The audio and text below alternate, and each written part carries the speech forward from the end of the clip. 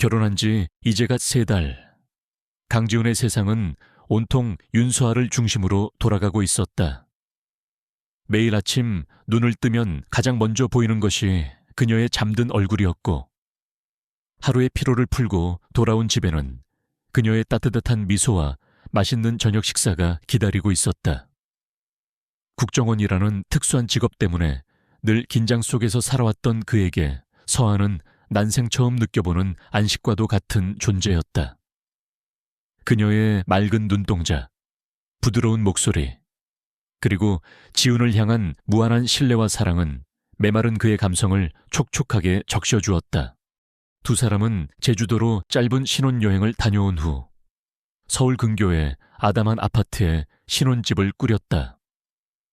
주말이면 함께 장을 보고 영화를 보고 공원을 산책하는 평범한 일상이 지훈에게는 더없이 소중하고 행복했다. 서아는 그림을 그리는 프리랜서 일러스트레이터라고 했다.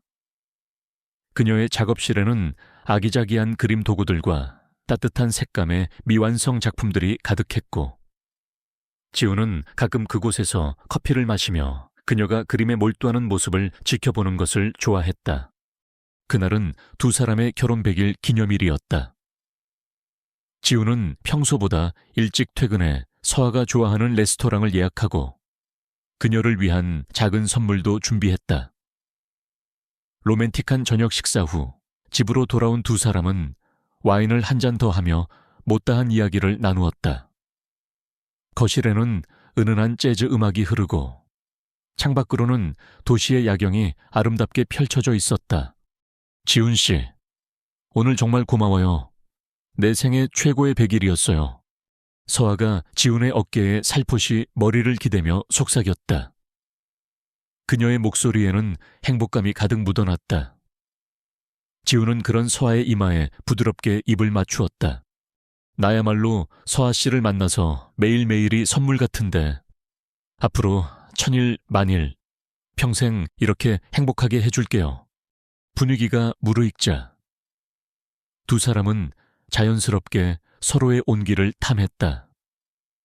침실로 옮겨와 옷가지들이 하나둘씩 바닥으로 떨어지고 서로의 살결이 맞닿을 때의 짜릿한 전율. 지훈은 서아의 부드러운 어깨에 입을 맞추고 천천히 그녀의 등허리를 쓰다듬어 내렸다. 바로 그때였다. 그의 손길이 그녀의 왼쪽 옆구리, 갈비뼈 바로 아래쪽에 닿았을 때 매끄러운 피부와는 다른 미세한 요철 감각이 느껴졌다. 아! 지훈은 무심코 소리를 냈다. 그는 고개를 들어 서아의 옆구리를 자세히 들여다보았다. 그곳에는 아주 작고 섬세한 문신이 새겨져 있었다. 검은색 잉크로 그려진 그것은 어떤 특정 동물의 형상도 흔히 볼 수 있는 꽃이나 레터링도 아니었다. 여러 개의 기하학적인 선들이 복잡하게 얽혀 독특한 문양을 이루고 있었는데 어딘지 모르게 날카롭고 차가운 느낌을 주었다. 크기는 손톱 2개를 합친 것보다 작았지만 그 정교함과 독특함은 한눈에 시선을 사로잡았다. 서아 씨, 이거 문신이었어. 지훈은 놀라움과 호기심이 뒤섞인 목소리로 물었다. 그는 결혼 전부터 서아와 꽤 오랜 시간 교제했지만 이런 문신이 있다는 사실은 전혀 몰랐다. 늘 옷에 가려져 있는 부위이기도 했고 서아 자신이 한 번도 언급한 적이 없었기 때문이었다. 순간 서아의 얼굴에 당황한 기색이 스쳐 지나갔다. 그녀는 마치 비밀을 들킨 아이처럼 지훈의 시선을 피하며 이불을 끌어당겨 문신을 가리려 했다. 아, 이거요. 별거 아니에요. 어릴 때 철없이 했던 거예요. 그녀의 목소리가 평소와 달리 살짝 떨리는 것 같기도 했다. 지훈은 그녀의 반응에 의아함을 느꼈지만 애써 대수롭지 않게 넘기려 했다. 그래, 나는 전혀 몰랐네. 어떤 의미가 있는 문신이야. 서아는 어색하게 웃으며 고개를 저었다. 아니요. 그냥 어릴 때 친구들이랑 장난삼아 한 거라서 지금은 좀 후회돼요. 지우고 싶은데 흉터 남을까봐 그냥 두고 있어요. 그녀의 설명은 어딘가 석연치 않았다. 그렇게 정교하고 독특한 문양을 단순히 어릴 때 철없이 한 장난으로 치부하기에는 무리가 있어 보였다. 더욱이 그녀의 성격상 충동적으로 그런 일을 벌일 사람도 아니었다. 하지만 지우는 더 이상 캐묻지 않았다. 지금 이 로맨틱한 분위기를 깨고 싶지 않았고 무엇보다 사랑하는 아내를 의심하고 싶지 않았다. 그렇구나. 그래도 나름 매력 있는데 서아 씨만의 비밀 표식 같기도 하고. 지우는 일부러 밝게 말하며 다시 서아를 끌어안았다. 서아도 그제야 긴장이 풀린 듯 그의 품에 안겨왔다. 그날 밤 두 사람은 여느 때처럼 뜨겁고 달콤한 시간을 보냈다. 하지만 지훈의 마음 한구석에는 아주 작은 가시 하나가 박힌 듯한 찜찜함이 남았다. 다음 날 아침 지훈은 평소처럼 출근 준비를 했다. 서아는 여전히 곤히 잠들어 있었다. 그는 잠시 침대 옆에 서서 아내의 얼굴을 내려다보았다. 천사처럼 평화로운 모습이었다. 하지만 어젯밤 보았던 그 기묘한 문양이 자꾸만 눈앞에 어른거렸다. 국정원 직원으로서의 직업적 본능이었을까? 그는 평소 사소한 것 하나도 놓치지 않으려는 습관이 몸에 배어 있었다. 아주 미세한 불일치나 어색함도 그의 레이더망에 걸리면 쉽게 사라지지 않았다. 별거 아닐 거야. 내가 너무 예민하게 구는 거겠지. 지우는 스스로에게 타일렀다. 사랑하는 아내에게 그런 사소한 것으로 의심을 품는다는 것 자체가 죄스러운 일처럼 느껴졌다. 그는 서아의 이마에 가볍게 입을 맞추고 조용히 침실을 나섰다. 출근길 차 안에서 그리고 사무실에 앉아서도 문신의 이미지는 그의 머릿속을 떠나지 않았다. 기하학적인 선들의 조합. 그것은 마치 어떤 아무나 상징처럼 보이기도 했다. 그는 자신도 모르게 인터넷 검색창에 특이한 문신 문양, 기하학적 문신 의미 같은 단어들을 입력해 보았지만 서아의 것과 비슷한 문양은 찾을 수 없었다. 그냥 독특한 디자인일 뿐이겠지. 요즘 젊은 사람들 사이에서 유행하는 그런 것일 수도 있고. 지우는 다시 한번 의심을 억누르려 했지만 마음속의 작은 파문은 좀처럼 가라앉지 않았다. 그는 서아가 말했던 어릴 때 철없이라는 변명이 자꾸만 신경 쓰였다. 그녀가 기억하는 어린 시절은 부모님을 일찍 여의고 외롭게 자랐던 시간들이었다. 그런 그녀가 친구들과 어울려 장난삼아 문신을 했다. 어딘가 앞뒤가 맞지 않는 느낌이었다. 그날 하루 지우는 일에 제대로 집중할 수가 없었다. 평소라면 날카롭게 분석해냈을 보고서의 오류도 몇 번이나 놓쳤고 회의 시간에도 멍하니 다른 생각을 하기 일쑤였다. 퇴근 후 집으로 돌아가는 그의 발걸음은 평소보다 조금 무거웠다. 그는 현관문을 열기 전 심호흡을 한 번 크게 했다. 그리고 아무 일도 없었다는 듯 평소와 똑같은 미소로 아내를 맞이하기 위해 노력했다. 하지만 그의 마음속 깊은 곳에서는 이미 작은 의심의 씨앗이 뿌리를 내리기 시작하고 있었다. 그 씨앗이 앞으로 얼마나 거대한 나무로 자라나 그의 삶을 송두리째 흔들게 될지 그때의 강지훈은 전혀 알지 못했다.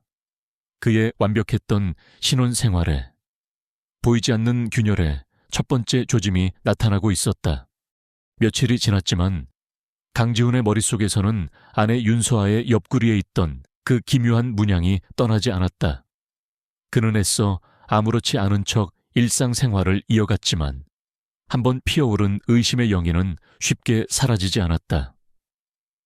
국정원 요원으로서의 오랜 훈련은 그에게 아주 작은 단서라도 흘려보내지 않는 집요함과 분석적인 사고방식을 심어주었다. 그리고 지금 그의 모든 감각이 아내를 향해 곤두서고 있었다. 처음 며칠 동안 지우는 서아 몰래 인터넷을 통해 그 문신에 대한 정보를 찾아보려 애썼다. 그는 온갖 검색어를 조합하고 문신 관련 해외 포럼과 비밀스러운 기호학 사이트까지 뒤졌지만 허사였다. 서아의 문신과 정확히 일치하거나 유사한 문양은 어디에도 없었다. 그것은 마치 이 세상에 존재하지 않는 혹은 극소수의 사람들만이 아는 비밀 표식 같았다. 일반적인 장식용 문신이 아니라는 확신이 그의 의심을 더욱 부채질했다. 그는 국정원 내부 데이터베이스를 이용해 볼까 하는 유혹도 느꼈지만 이내 고개를 저었다. 아직 확실한 증거도 없이 아내의 정보를 조회한다는 것은 윤리적으로도 직업적으로도 위험한 일이었다. 만약 아무것도 아니라면 그는 평생 아내에게 죄책감을 가지고 살아야 할지도 몰랐다. 또한 그의 행동이 동료들에게 알려지기라도 한다면 불필요한 오해를 살 수도 있었다. 대신 지우는 서아가 자신에게 들려주었던 과거 이야기들을 하나씩 되짚어보기 시작했다. 그녀는 부모님을 일찍 여의고 친척집을 전전하며 어렵게 자랐다고 했다. 미대에 진학했지만 학비 문제로 중퇴하고 이후로는 작은 디자인 회사에서 아르바이트를 하거나 프리랜서 일러스트레이터로 활동하며 생활을 꾸려왔다고 했다. 지훈과 만났을 때 그녀는 작은 갤러리에서 전시회 준비를 돕고 있었다. 그녀의 이야기는 애틋했고 지훈은 그런 그녀의 강인함과 순수함에 더욱 끌렸었다. 하지만 이제 와서 돌이켜보니 그녀의 이야기에는 유독 구체적인 증거나 증인이 부족하다는 느낌이 들었다. 그녀가 졸업했다는 고등학교나 다녔다는 대학교에 대해서 물었을 때 그녀는 늘 오래전 일이라 잘 기억나지 않는다거나 별로 좋은 기억이 없어서 이야기하고 싶지 않다며 화제를 돌리곤 했다. 친구 관계에 대해서도 마찬가지였다. 결혼식 때도 그녀 쪽 하객은 손에 꼽을 정도로 적었고 대부분은 그녀가 최근에 알게 된 사람들이라고 했다. 지우는 자신의 기억력을 총동원하여 그녀와의 대화들을 복기했다. 그녀가 무심코 내뱉었던 말들, 사소한 행동들, 표정 변화까지. 그는 마치 복잡한 암호를 해독하듯 그녀의 과거를 재구성하려 애썼다. 그러던 중 몇 가지 미심쩍은 부분들이 떠올랐다. 한 번은 두 사람이 등산을 갔을 때였다. 초행길이라며 지도를 살피던 지훈과 달리 서아는 마치 여러 번 와본 사람처럼 능숙하게 길을 찾아 앞장섰다. 그때는 그저 그녀가 방향 감각이 뛰어나다고만 생각했지만 지금 생각해보니 어딘가 부자연스러웠다. 또 한 번은 집에서 함께 외국 영화를 볼 때였다. 자막 없이 빠르게 지나가는 대사였는데 서아는 특정 장면에서 등장인물의 대사를 정확히 이해하고 웃음을 터뜨렸다. 그녀는 자신이 영어에 능숙하지 않다고 했었는데 말이다. 물론 이런 것들은 단순한 우연이거나 지훈의 과민한 반응일 수도 있었다. 하지만 의심이라는 필터를 끼고 보니 모든 것이 예사롭지 않게 느껴졌다. 그는 서아의 일상적인 행동들도 좀 더 유심히 관찰하기 시작했다. 그녀는 아침 일찍 일어나 요가를 하고 지훈이 출근한 후에는 대부분 집에서 그림을 그리거나 책을 읽으며 시간을 보냈다. 가끔 외출을 할 때도 목적지가 분명했고 귀가 시간도 비교적 정확했다. 겉으로 보기에는 나무랄 데 없이 평온하고 규칙적인 생활이었다. 하지만 지훈은 그녀가 가끔 받는 전화통화에서 미묘한 어색함을 감지했다. 그녀는 지훈 앞에서는 주로 친구나 일 관련 사람들과 통화하는 것처럼 보였지만 가끔은 그가 알아들을 수 없는 단어나 표현을 섞어 쓰기도 했다. 마치 그들만이 아는 암호처럼. 그런 통화를 할 때면 그녀는 지훈의 눈치를 살피거나 자리를 피해 작은 목소리로 대화를 이어가곤 했다. 지훈은 아내를 감시하는 듯한 자신의 행동에 스스로도 혐오감을 느꼈다. 그는 서아를 사랑했고 그녀를 믿고 싶었다. 하지만 마음 한구석에서 꿈틀거리는 의심은 그의 이성을 끊임없이 잠식해 들어왔다. 그는 마치 두 개의 자아를 가진 사람처럼 낮에는 다정하고 헌신적인 남편으로 행동했지만 밤이 되면 홀로 어둠 속에서 아내의 비밀을 파헤치는 탐정으로 변했다. 그는 서아가 잠든 틈을 타 그녀의 개인 소지품들을 아주 조심스럽게 살펴보기도 했다. 그녀의 가방, 일기장, 심지어 컴퓨터까지. 물론 명백한 증거를 찾으려는 적극적인 행동이라기보다는 자신의 의심이 틀렸다는 것을 확인하고 싶은 절박한 심정에서 비롯된 것이었다. 하지만 그녀의 물건들은 너무나도 깨끗하고 단정했다. 마치 처음부터 철저하게 관리된 것처럼 의심할 만한 구석을 조금도 내보이지 않았다. 일기장에는 일상적인 이야기들만 적혀 있었고 컴퓨터 검색 기록이나 이메일에도 특별한 점은 발견되지 않았다. 오히려 그런 완벽함이 지훈의 의심을 더욱 키웠다. 너무나도 빈틈없는 모습. 그것은 마치 잘 짜인 연극 무대 같았다.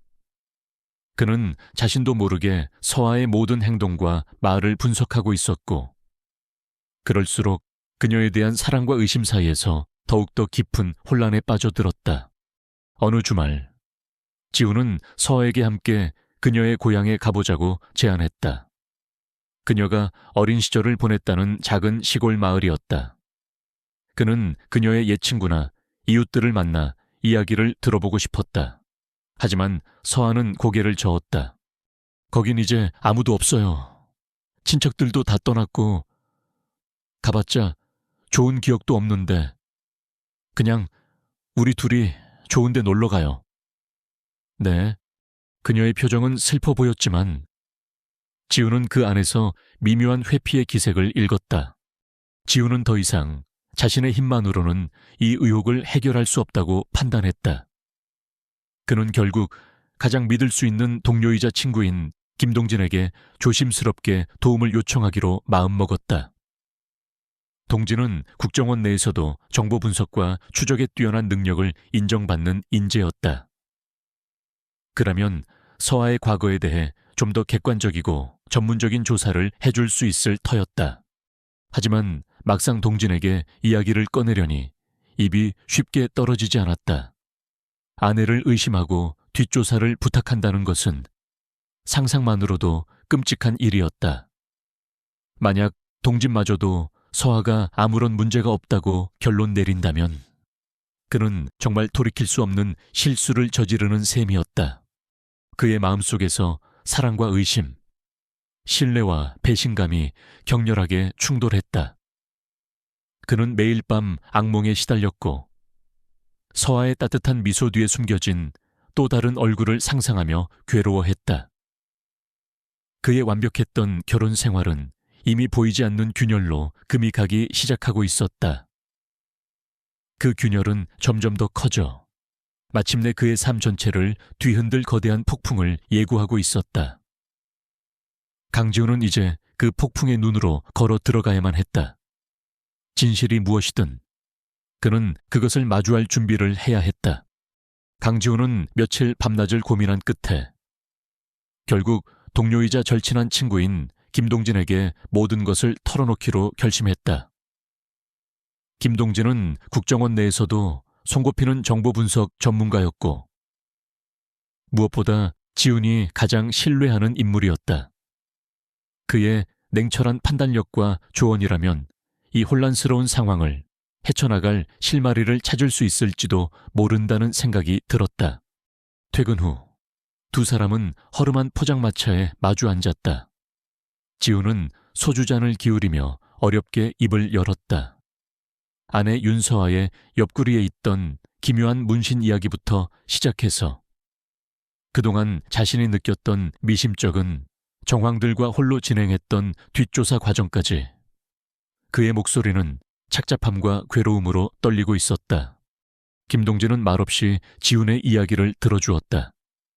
처음에는 그저 신혼생활에 지친 친구의 과민한 반응 정도로 생각하는 듯 했지만 이야기가 진행될수록 그의 표정은 점점 더 심각해졌다. 특히 서아의 과거 행적이 불분명하고 그녀가 보여준 몇몇 비범한 능력들에 대한 이야기를 들었을 때는 미간을 찌푸리며 깊은 생각에 잠기기도 했다. 지훈아, 내 아내에 대한 이야기인데 내가 함부로 판단할 문제는 아닌 것 같다. 하지만 네 직감이 그렇다면, 그리고 네가 확인한 몇 가지 정황들이 사실이라면 그냥 넘어갈 일은 아닌 것 같기도 하고. 김동진은 조심스럽게 말했다. 그는 지훈의 심정을 충분히 이해하면서도 섣부른 예단을 경계했다. 나도 알아. 동진아, 내가 지금 제정신이 아닌 것처럼 보일 수도 있겠지. 사랑하는 아내를 의심하고 뒷조사까지 하는 놈이니까. 하지만 내 안에 무언가가 계속해서 경고를 보내고 있어. 저 문신, 그리고 서아에 설명할 수 없는 과거들, 뭔가 큰 비밀이 숨겨져 있는 것 같아. 지훈의 눈빛은 절박했다. 김동진은 그런 친구의 모습에 안타까움을 느끼며 그의 어깨를 두드렸다. 알겠다. 네가 그렇게까지 말한다면 내가 한번 조용히 알아봐 주지. 하지만 이건 우리 둘만의 비밀이다. 그리고 어떤 결과가 나오든 너는 그걸 감당할 준비를 해야 할 거야. 김동진의 도움은 지훈에게 큰 힘이 되었다. 그는 혼자가 아니라는 사실에 조금이나마 위안을 받았다. 다음 날부터 두 사람은 서아의 과거를 본격적으로 파헤치기 시작했다. 김동진은 국정원의 정보망을 이용하되 공식적인 절차를 최대한 피하며 비공식적인 루트를 통해 정보를 수집했다. 지훈은 서아의 일상생활을 더욱 면밀히 관찰하며 그녀의 작은 행동 하나하나까지 기록했다. 조사가 진행될수록 윤서아라는 인물의 과거는 더욱더 미궁 속으로 빠져들었다. 그녀가 졸업했다는 지방의 한 고등학교는 몇 년 전 폐교되었고 재학 기록을 확인하기 어려웠다. 그녀가 잠시 다녔다는 미대는 아예 그런 학생이 있었다는 기록조차 찾을 수 없었다. 그녀가 프리랜서 일러스트레이터로 활동하며 거래했다는 몇몇 업체들은 실체가 없거나 이미 오래전에 사라진 유령 회사들이었다. 그녀의 금융거래 내역 또한 의문투성이었다. 대부분의 수입원은 출처가 불분명한 해외 계좌에서 소액으로 여러 번에 걸쳐 입금된 형태였고 국내에서의 뚜렷한 경제활동 흔적은 거의 찾아볼 수 없었다. 마치 누군가가 그녀의 신분을 정교하게 만들어낸 것처럼 모든 것이 조작된 듯한 느낌을 주었다. 이건 보통 일이 아닌 것 같다. 지훈아. 김동진의 목소리는 낮게 가라앉아 있었다. 그가 지훈에게 건넨 자료에는 윤서아라는 이름으로 살아온 한 여성의 과거가 얼마나 허술하고 인위적인지 명확하게 드러나 있었다. 지훈은 떨리는 손으로 자료를 받아들었다. 그의 심장이 차갑게 식어가는 것을 느꼈다. 그가 사랑했던 아내, 그녀의 따뜻한 미소와 다정한 목소리, 함께했던 그 모든 행복한 시간들이 한순간에 거짓처럼 느껴졌다. 그 와중에도 서아는 여전히 완벽한 아내의 모습을 연기했다. 그녀는 지훈의 미세한 표정 변화나 늦은 귀개도 아무것도 묻지 않았고 오히려 더욱 살갑게 그를 챙겼다. 그녀의 그런 모습은 지훈을 더욱더 혼란스럽게 만들었다. 저 천사 같은 얼굴 뒤에 과연 어떤 비밀이 숨겨져 있는 것일까? 그러던 어느 날 지훈은 서아가 자신 몰래 외출 준비를 하는 것을 목격했다. 평소와 달리 잔뜩 긴장한 표정이었고 손에는 작은 손가방 하나만 들려 있었다. 지훈은 직감적으로 그녀를 따라 나섰다. 서아는 택시를 타고 시내의 한적한 골목으로 들어갔고 낡은 건물 앞에서 누군가를 기다리는 듯 주위를 살폈다. 잠시 후 검은색 중절모를 쓴 중년 남성이 나타나 그녀에게 다가갔다. 두 사람은 짧게 몇 마디 대화를 나누더니 함께 건물 안으로 사라졌다. 지훈은 심장이 터질 듯한 긴장감을 느끼며 그들의 뒤를 밟았다. 건물 안은 어둡고 음산했다. 그들이 들어간 곳은 오래된 인쇄소처럼 보였다. 지우는 문틈으로 안을 엿보았다. 서아와 중년 남성은 심각한 표정으로 무언가를 이야기하고 있었고, 남자는 서아에게 작은 USB 메모리 하나를 건네는 듯했다. 그 순간 지우는 서아의 눈빛에서 평소에는 볼 수 없었던 냉정함과 치밀함을 읽었다. 그것은 더 이상 사랑스러운 아내 윤서아의 눈빛이 아니었다. 낯선 사람 혹은 훈련받은 요원의 눈빛이었다. 지우는 더 이상 지켜볼 수 없었다. 그는 조용히 그 자리를 빠져나와 김동진에게 연락했다. 동진아, 아무래도 서에게 접선책이 있는 것 같다. 방금 수상한 남자와 만나는 것을 목격했어. 김동진은 즉시 인력을 동원하여 해당 건물을 감시하고 서아와 접촉한 남성의 신원을 파악하기 시작했다. 지우는 집으로 돌아와 아무 일도 없었다는 듯 서아를 기다렸다. 얼마 후 돌아온 서아는 평소와 다름없는 모습이었지만 지우는 그녀의 얼굴에서 미묘한 피로감과 긴장감을 읽을 수 있었다. 며칠 후 김동진으로부터 연락이 왔다. 서아와 접촉했던 남성은 과거 북한 공작권으로 활동했던 전력이 있는 인물로 현재는 국정원의 감시를 받고 있는 요주의 인물이라는 것이었다. 그리고 서아가 그에게서 받은 USB 메모리 안에는 암호화된 문서 파일들이 들어있었다. 그 파일들을 해독하는 데는 시간이 좀 더 걸리겠지만 예사롭지 않은 내용일 가능성이 높다고 했다. 모든 조각들이 하나로 맞춰지고 있었다. 기묘한 문신, 불분명한 과거, 비범한 능력들, 그리고 공작원과의 접선, 지우는 더 이상 부정할 수 없었다. 그의 아내 윤서아는 평범한 여자가 아니었다. 그녀는 분명 거대한 비밀을 숨기고 있었고 그 비밀은 어쩌면 국가안보와도 관련된 위험한 것일지도 몰랐다. 지훈의 마음은 갈기갈기 찢어지는 듯했다. 사랑하는 아내가 자신을 철저히 속였다는 배신감, 그리고 그녀가 감당해야 할지도 모르는 위험한 진실에 대한 두려움. 그는 이제 어떻게 해야 할까? 진실을 밝혀야 할까? 아니면 이 모든 것을 덮어두고 모른 척해야 할까? 그의 어깨 위로 감당하기 힘든 무게가 짓누르고 있었다. 어긋나버린 퍼즐 조각들처럼 그의 삶도 예측할 수 없는 방향으로 흘러가고 있었다. 그리고 그 과거의 그림자는 점점 더 짙게 그의 현재를 뒤덮어오고 있었다. 김동진의 연락은 며칠 뒤 아주 뜻밖의 시간에 걸려왔다. 강지훈이 아내 윤서아와 함께 저녁 식사를 막 끝내고 거실에서 TV를 보고 있을 때였다. 휴대폰 화면에 뜬 김동진이라는 이름에 지훈은 심장이 덜컥 내려앉는 것을 느꼈다. 그는 애써 태연한 표정을 지으며 서에게 잠시 전화를 받고 오겠다고 말하고는 서재로 들어갔다. 동진아, 무슨 일이야? 수화기 너머로 들려오는 김동진의 목소리는 평소보다 훨씬 낮고 심각했다.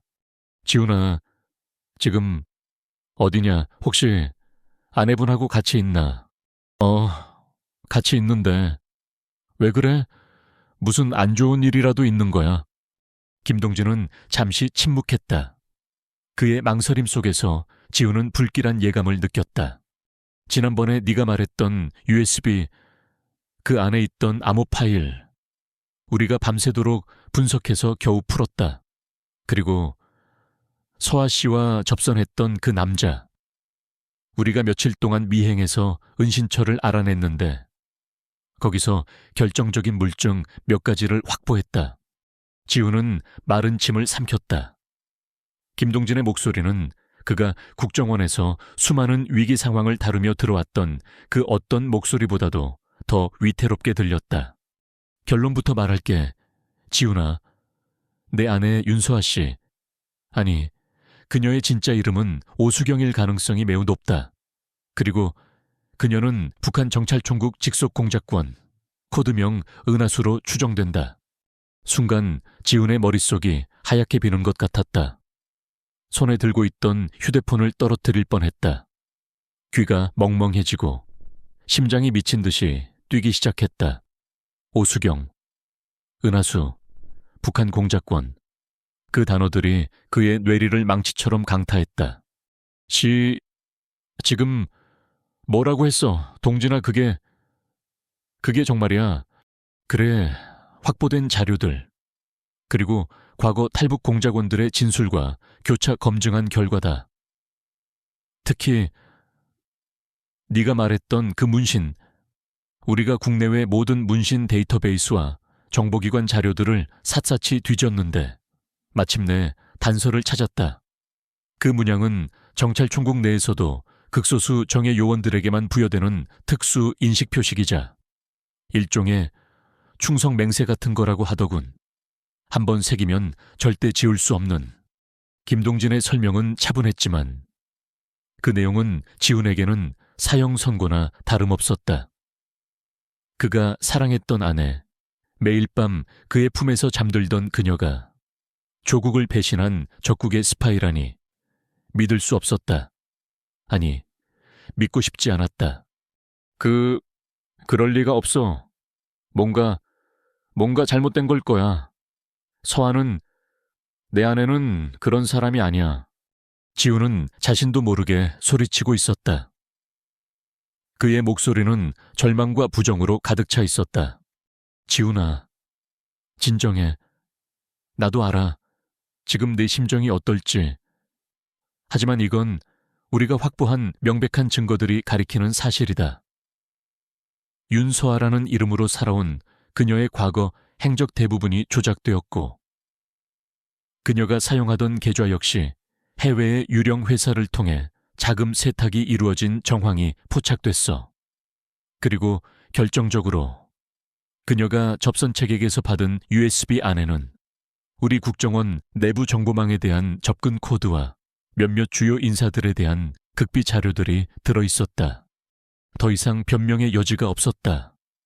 그동안 그를 괴롭혔던 모든 의문과 불안감의 조각들이 하나로 맞춰지며 끔찍한 진실을 드러내고 있었다.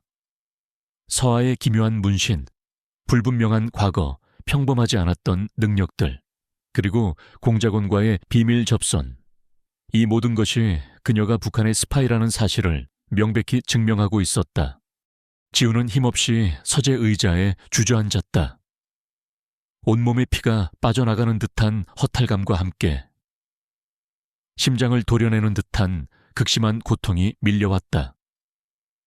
그가 그토록 사랑했던 그녀의 모든 것이 거짓이었단 말인가.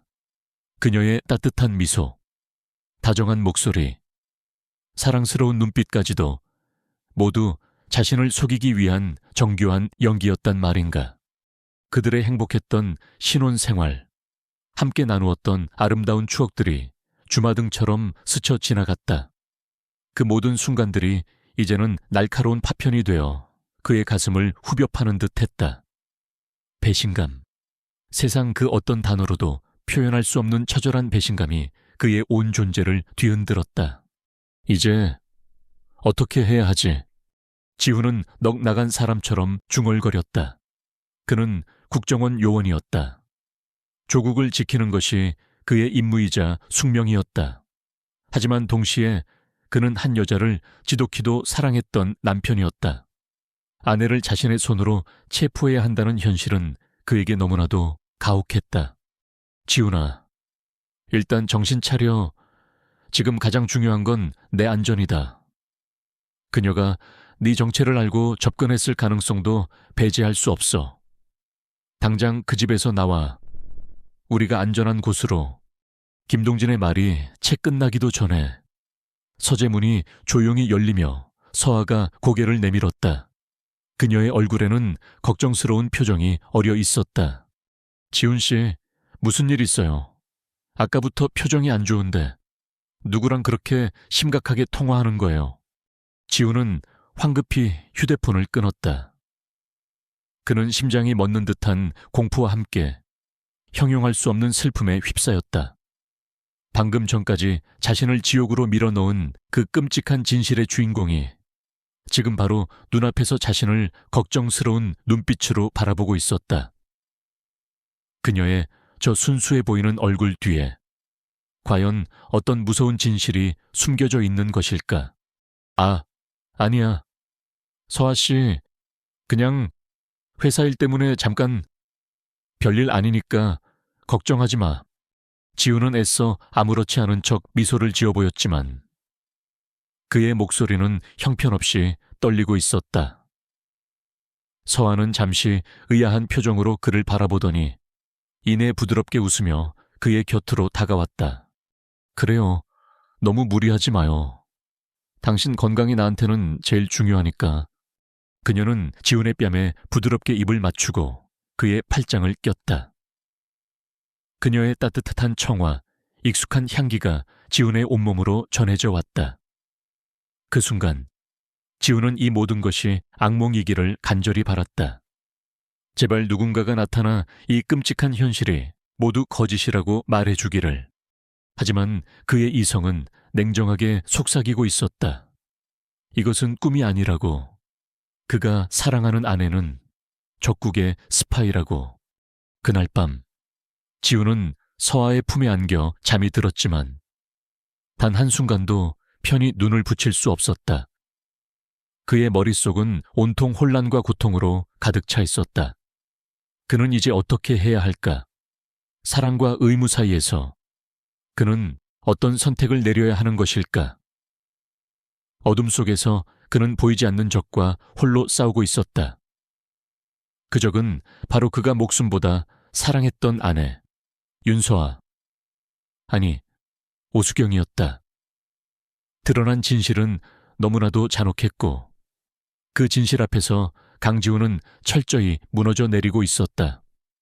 북에서 온 스파이, 그의 아내, 그 운명의 장난은 이제 막 서곡을 끝내고 비극적인 본편을 향해 치닫고 있었다.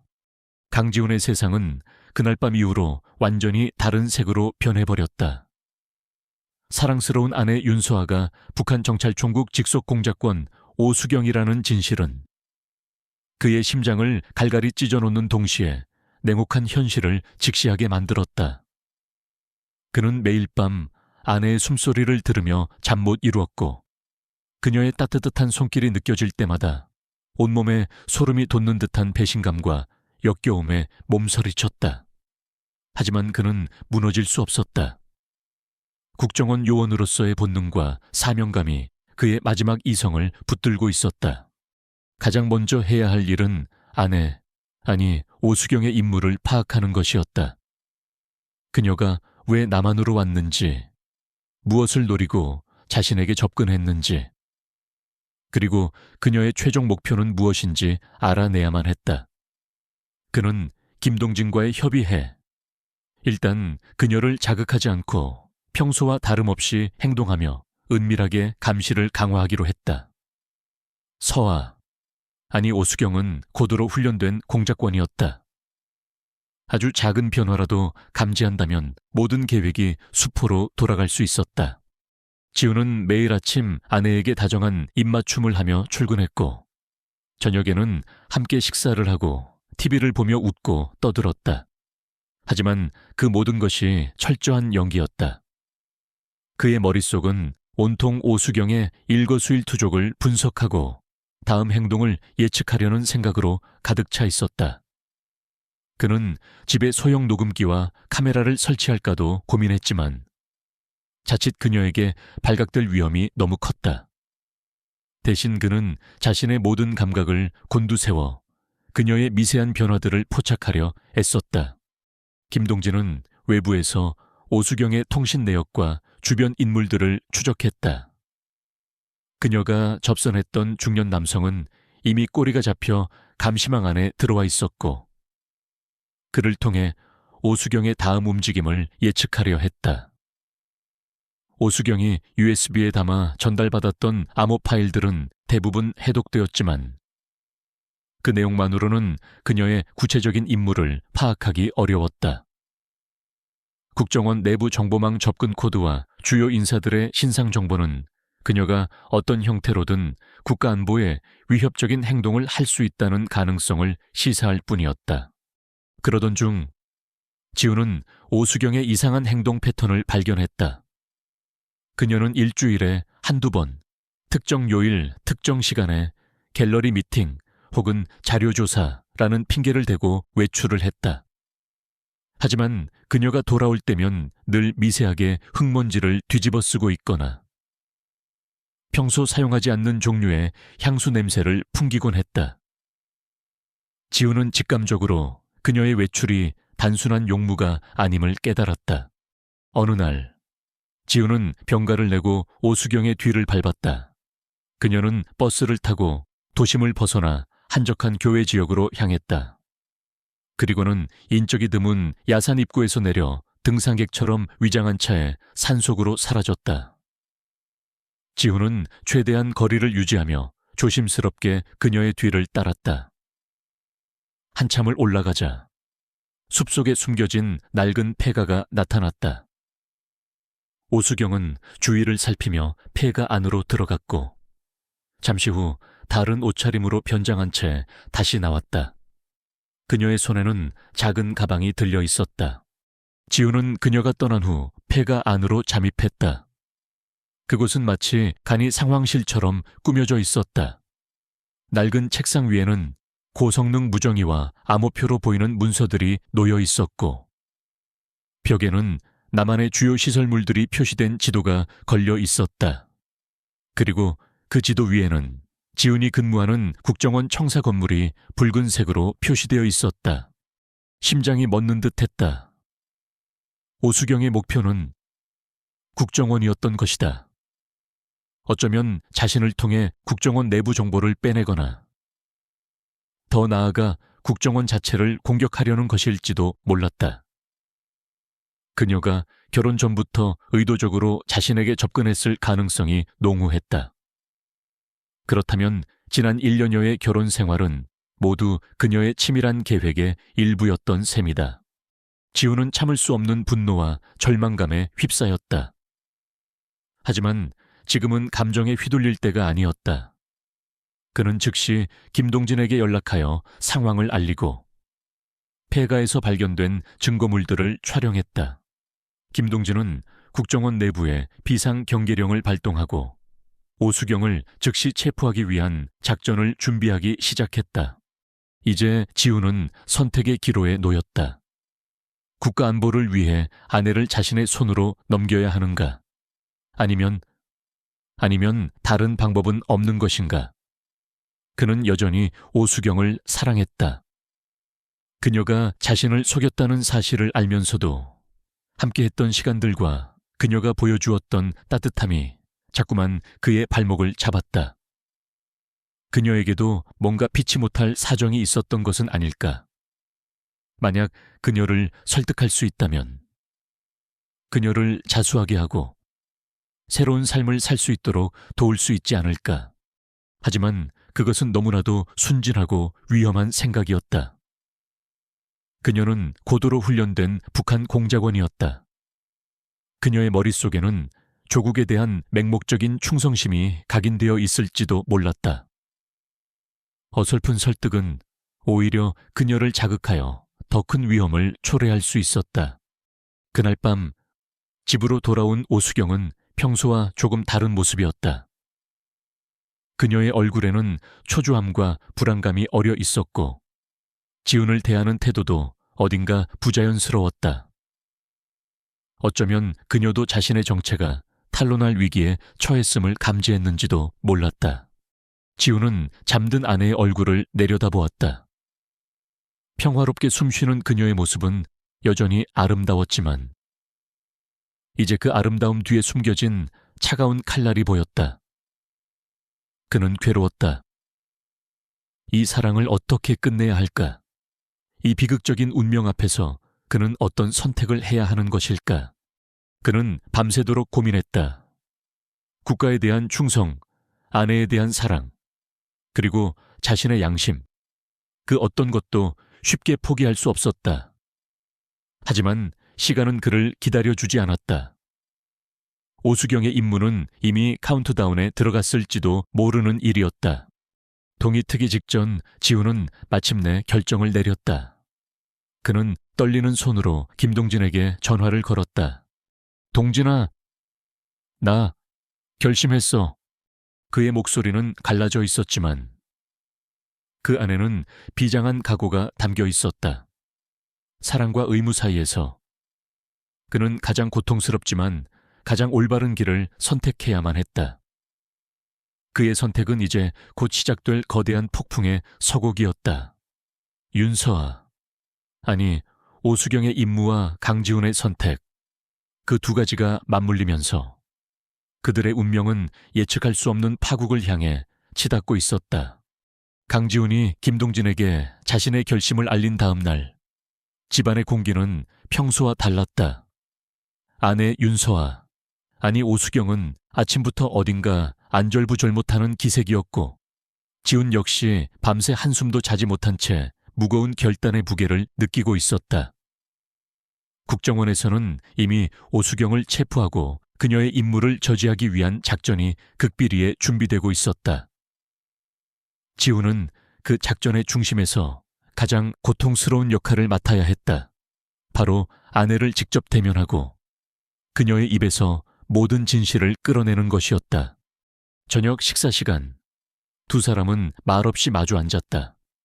평소라면 웃음꽃이 피었을 식탁에는 숨막히는 침묵만이 감돌았다. 지훈은 더 이상 이 위선적인 연극을 이어갈 수 없다고 판단했다. 그는 수저를 내려놓고 떨리는 목소리로 입을 열었다. 서아 씨, 아니 오수경 씨라고 불러야 하나. 순간 오수경의 얼굴에서 핏기가 가시는 듯했다. 그녀의 손에 들려있던 젓가락이 쨍그랑 소리를 내며 바닥으로 떨어졌다. 그녀는 마치 모든 것을 체념한 사람처럼 혹은 올 것이 왔다는 듯한 표정으로 지훈을 바라보았다. 언제부터 알고 있었어요. 그녀의 목소리는 놀랍도록 차분했다. 하지만 그 안에는 미세한 떨림이 묻어났다. 당신 옆구리에 있던 그 기묘한 문신을 처음 본 날부터였는지도 모르지. 아니, 어쩌면 그보다 훨씬 전부터 당신의 완벽함 뒤에 숨겨진 어색함을 어렴풋이 느끼고 있었는지도. 지훈은 준비해두었던 사진 몇 장과 서류들을 테이블 위에 올려놓았다. 그녀가 접선책과 만나는 장면, 폐가에서 발견된 암호표와 지도, 그리고 그녀의 문신과 동일한 표식이 북한 정찰총국 정예 요원들에게 사용된다는 정보까지. 오수경은 말없이 증거들을 내려다보았다. 그녀의 얼굴에는 더 이상 놀라는 기색도 변명하려는 시도도 없었다. 길고 긴 침묵 끝에 그녀가 마침내 입을 열었다. 맞아요. 내 진짜 이름은 오수경, 당신이 알고 있는 모든 것이 사실이에요. 그녀의 목소리는 담담했지만 그 안에는 깊은 슬픔과 체념이 담겨 있었다. 지훈은 가슴이 미어지는 듯한 고통을 느꼈지만 애써 냉정을 유지하려 했다. 왜 나였지? 수많은 사람들 중에 왜 하필 나를 목표로 삼은 거야? 오수경은 고개를 들어 지훈을 똑바로 바라보았다. 그녀의 눈에는 눈물이 고여 있었다. 처음에는 임무였어요. 국정원 직원인 당신에게 접근해서 정보를 빼내고 가능하다면 당신을 포섭하라는 지령을 받았죠. 당신의 모든 것은 철저히 분석된 정보였고 당신과의 만남 또한 치밀하게 계획된 것이었어요. 지훈은 주먹을 불끈 쥐었다. 그들의 사랑, 그들의 결혼, 그 모든 것이 거짓이었다는 사실에 참을 수 없는 분노가 치밀어 올랐다. 하지만 당신과 함께하는 시간이 길어질수록 나는 혼란스러워졌어요. 당신의 진심, 당신의 따뜻함, 그 모든 것이 연기라고만 생각하기에는 너무나도 진짜처럼 느껴졌으니까 나도 모르게 당신을 사랑하게 되어버렸어요. 지훈 씨, 오수경의 눈에서 뜨거운 눈물이 흘러내렸다. 그녀의 고백은 진심처럼 들렸지만 지훈은 선뜻 그 말을 믿을 수가 없었다. 그녀는 고도로 훈련된 공작원이었다. 감정조차도 연기의 도구로 사용할 수 있는 사랑, 그 더러운 입으로 감히 사랑을 말하지 마. 당신은 나를 철저히 기만하고 내 인생을 망가뜨렸어. 당신의 임무는 뭐였지? 국정원 내부 정보를 빼내는 것 아니면 더 끔찍한 일이라도 계획했던 건가? 지훈의 목소리는 분노로 떨렸다. 오수경은 흐느끼며 말을 이었다. 나는 어릴 때부터 조국을 위해 모든 것을 바치도록 교육받았어요. 부모님은 내가 아주 어렸을 때 반동분자로 몰려 숙청당하셨고, 나는 살아남기 위해, 그리고 언젠가 부모님의 명예를 회복하기 위해 발버둥 쳐야 했죠. 정찰 총국에 들어간 것도 그것만이 내가 살아남을 수 있는 유일한 길이라고 생각했기 때문이에요. 그녀의 이야기는 비극적이었지만 그것이 그녀의 죄를 정당화할 수는 없었다. 그래서 당신의 최종 임무는 뭐였지 말해. 오수경은 잠시 망설이다가 떨리는 목소리로 대답했다. 오늘 밤 국정원 서버실에 침투해서 최근 북으로 망명한 고위급 인사의 신상 정보와 그가 가지고 나온 기밀 자료들을 회수하고 동시에 서버에 치명적인 바이러스를 심어 혼란을 야기하라는 것이었어요. 지훈은 경악했다. 그것은 상상 이상으로 위험하고 파괴적인 임무였다. 만약 성공한다면 국가안보에 돌이킬 수 없는 타격을 입힐 수 있는 일이었다. 바로 그때 오수경의 휴대폰이 짧게 진동했다. 그녀는 긴장된 표정으로 휴대폰을 확인했다. 화면에는 단 한 줄의 메시지만 떠 있었다. 작전 개시. 오수경의 눈빛이 순간적으로 차갑게 변했다. 그녀는 자리에서 벌떡 일어섰다. 미안해요. 지훈 씨. 하지만 나는 내 임무를 완수해야 해요. 이것이 내 운명이라면 받아들일 수밖에 없어요. 그녀는 숨겨두었던 소형 권총을 꺼내 들었다. 지훈은 반사적으로 몸을 날려 그녀를 덮쳤다. 두 사람의 몸이 뒤엉켜 바닥을 굴렀다. 격렬한 몸싸움이 벌어졌다. 오수경은 여자였지만 고도로 훈련된 공작원답게 민첩하고 강력했다. 그녀의 공격은 매서웠고 지훈은 몇 차례 위험한 순간을 맞기도 했다. 하지만 지훈 역시 국정원 요원이었다. 그는 사랑했던 아내를 제압해야 한다는 현실에 고통스러워하면서도 본능적으로 그녀의 공격을 막아내고 방역을 가했다. 집안의 가구들이 부서지고 유리 조각이 튀었다. 그들의 사랑했던 공간은 이제 처절한 싸움터로 변해버렸다. 수경아, 제발 멈춰. 아직 늦지 않았어. 자수해. 내가 어떻게든 도와줄게. 지훈은 절규하듯 외쳤지만 오수경의 눈빛은 흔들리지 않았다. 그녀는 이미 모든 것을 포기한 듯 보였다. 치열한 격투 끝에 지훈은 마침내 오수경의 손에서 권총을 빼앗고 그녀를 제압하는 데 성공했다.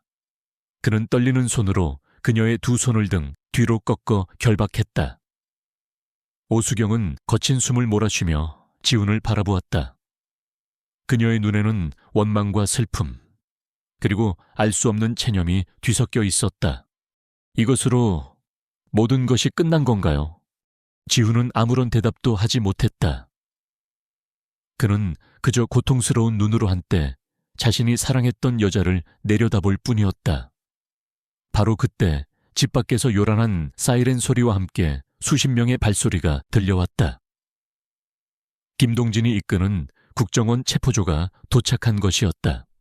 문이 부서지듯 열리고 무장한 요원들이 순식간에 집 안으로 들이닥쳤다. 그들은 오수경을 보자마자 신속하게 그녀를 포박했다. 오수경은 아무런 저항도 하지 않았다. 그녀는 마치 모든 것을 예상했다는 듯 담담하게 그들의 손에 이끌려갔다. 끌려나가기 직전 오수경은 마지막으로 지훈을 돌아보았다. 그녀의 입가에 희미한 미소가 떠올랐다.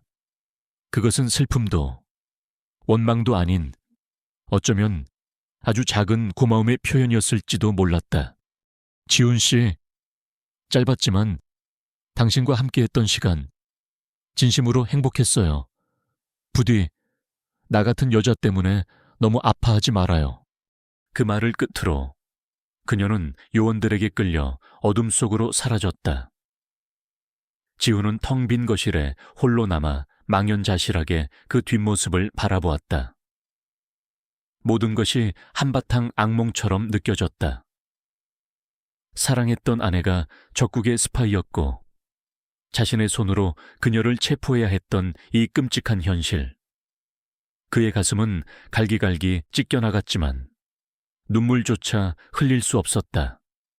대립은 끝났지만 양쪽의 진실은 너무나도 잔인하고 고통스러웠다. 오수경이 차가운 복도를 지나 어둠 속으로 사라진 후 강지훈은 한동안 그 자리에 못 박힌 듯 서 있었다. 집안은 처참한 격투의 흔적으로 가득했고 그의 마음은 그보다 더 황폐하게 무너져 내렸다. 사랑했던 아내, 그의 삶의 전부였던 여자가 적국의 스파이였고 자신의 손으로 그녀를 체포해야 했던 현실은 감당하기 힘든 무게로 그를 짓눌렀다. 국정원 요원들이 집안 곳곳에서 증거를 수집하고 상황을 정리하는 동안에도 지훈은 아무런 말도 어떤 행동도 하지 못했다. 그는 마치 영혼이 빠져나간 사람처럼 텅 빈 눈으로 허공만을 응시했다.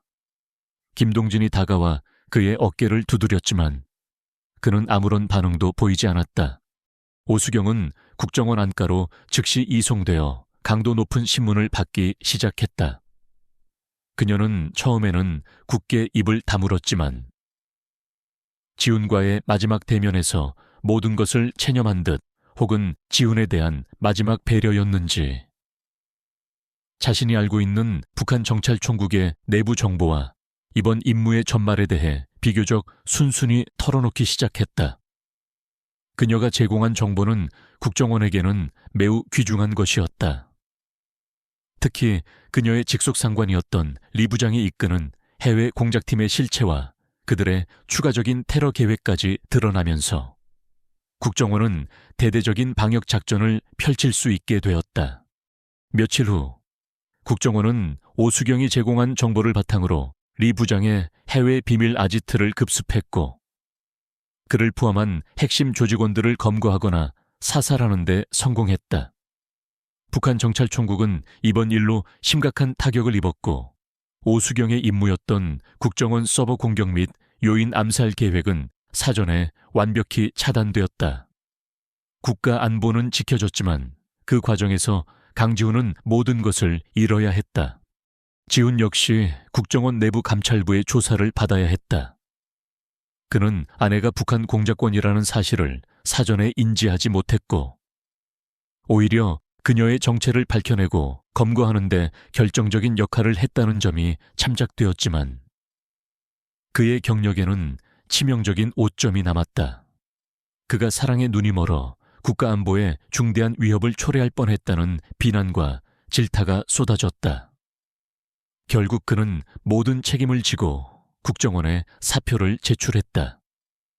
한때 조국을 위해 모든 것을 바쳤던 그의 젊음과 열정은 그렇게 허무하게 막을 내렸다. 오수경의 처리는 국정원 내부에서도 극비리에 논의되었다. 그녀는 명백한 적국의 간첩이었지만 동시에 북한 내부의 고급 정보를 제공하고 추가 테러를 막는 데 결정적인 기여를 한 인물이기도 했다. 또한 그녀가 지훈과의 관계 속에서 인간적인 감정의 변화를 겪었고 마지막 순간에는 모든 것을 포기한 듯한 태도를 보였다는 점도 고려되었다. 오랜 논의 끝에 국정원은 그녀에게 새로운 신분과 함께 제3국으로 망명하여 조용히 살아갈 수 있는 기회를 주기로 결정했다. 물론 철저한 감시와 통제하에서였다. 그것은 그녀의 공로에 대한 보상이자 동시에 그녀를 통해 북한 내부의 추가 정보를 얻으려는 계산도 깔린 결정이었다. 지훈은 그 소식을 김동진을 통해 전해 들었다. 그는 아무런 말도 하지 않았다. 그것이 그녀에게 최선의 결과일 수도 혹은 또 다른 형태의 감옥일 수도 있다는 생각이 들었다. 그는 더 이상 그녀의 삶에 관여할 수도 해서도 안 되는 사람이었다. 몇 달 후 지훈은 모든 것을 정리하고 서울을 떠났다. 그는 아무도 자신을 알지 못하는 작은 바닷가, 마을의 낡은 집 한 채를 얻어 조용히 집거했다. 낮에는 방파제에 앉아 하염없이 바다를 바라보았고, 밤에는 술로 지사우는 날들이 반복되었다. 그의 마음속에는 여전히 오수경에 대한 사랑과 증오, 연민과 배신감이 뒤엉켜 소용돌이치고 있었다. 그녀의 마지막 미소, 나 같은 여자 때문에 너무 아파하지 말아요 라고 했던 그 말이 환청처럼 귓가를 맴돌았다. 시간이 약이라는 말은 그에게는 해당되지 않는 듯 했다. 상처는 아물지 않았고 고통은 무뎌지지 않았다. 그는 매일 밤 꿈속에서 서아와 함께했던 행복했던 순간들을 보았고, 잠에서 깨어나면 지독한 현실에 절망했다. 그러던 어느 날 그에게 익명의 편지 한 통이 배달되었다.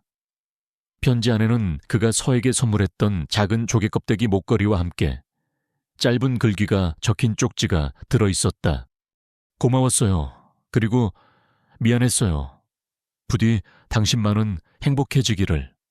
글씨체는 분명 오수경의 것이었다. 그녀가 어디선가 그를 지켜보고 있다는 것일까? 아니면 이것이 그녀의 마지막 인사일까? 지우는 목걸이를 손에 꼭 쥔 채 한참 동안 눈물을 흘렸다. 그것은 슬픔의 눈물이기도 했고, 어쩌면 아주 작은 용서의 눈물이기도 했다. 그는 그날 이후로 술을 끊었다. 그리고 다시 글을 쓰기 시작했다. 국정원 요원이 되기 전 그의 꿈은 소설가였다. 그는 자신과 오수경의 이야기를, 그 비극적이고 아이러니했던 사랑 이야기를 글로 옮기기 시작했다. 그것은 고통스러운 자기 치유의 과정이었고, 동시에 그녀를 향한 마지막 애도였다. 몇 년 후 그의 소설은 붉은 그림자라는 제목으로 출간되었다. 소설은 큰 반향을 일으켰고, 많은 사람들에게 사랑과 배신, 이념과 인간의 본질에 대한 깊은 질문을 던졌다. 하지만 그는 여전히 세상의 모습을 드러내지 않고 작은 바닷가 마을에서 조용히 살아갔다. 그의 집 창개는 늘 작은 조개껍데기 목걸이가 놓여 있었다. 그것은 그의 삶에 드리워진 짙은 그림자이자 동시에 그가 견뎌내야 할 위태로운 평화의 상징이었다. 그는 가끔 바다를 바라보며 생각했다. 만약 다른 시간, 다른 공간에서 만났더라면 그와 그녀의 사랑은 다른 결말을 맞이할 수 있었을까? 하지만 세상에 만약이라는 것은 없었다. 결국 그들의 이야기는 비극으로 끝났지만 그 비극 속에서 강지우는 살아남았고 자신만의 방식으로 그 상처를 안고 살아가기로 했다. 그의 삶에 다시 햇살이 비치는 날이 올지는 알 수 없었다. 하지만 그는 더 이상 어둠 속에 갇혀 있지 않을 것이다. 그는 글을 쓰고 숨을 쉬고 살아갈 것이다. 그것이 그가 오수경에게, 그리고 자기 자신에게 해줄 수 있는 유일한 약속이었으니까. 검은 파도가 넘칠 때는 바다 위로, 위태롭지만 꺼지지 않는 작은 등불 하나가 깜빡이고 있었다. 그것은 강지훈의 남은 삶, 그리고 그가 지켜내야 할 마지막 평화였다.